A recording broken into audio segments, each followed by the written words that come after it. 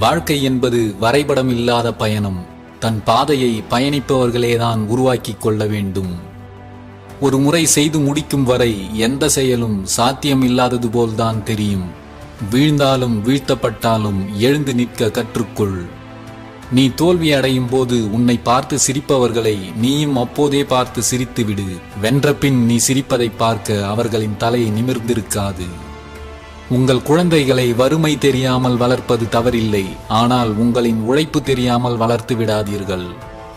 வெற்றி என்பது மற்றவர்களை தோற்கடிப்பது அல்ல, உனது இலக்கை அடைவதே. தோல்வியும் துன்பமும் தனித்தே வருவதில்லை, கூடவே அதை தாங்கிக் கொள்ளும் வலிமையையும் அழைத்தே வருகிறது. எல்லா வலிகளையும் தாங்கிக் கொள்ளும் வலிமை உங்களிடம் எப்போதும் உண்டு என்பதை மறக்காதீர்கள். உங்களை நேசிப்பவர்களுக்காக வாழுங்கள், உங்களை வெறுப்பவர்களுக்காக வாழ்ந்து காட்டுங்கள். நீ அடுத்தவர் முதுகில் ஏறி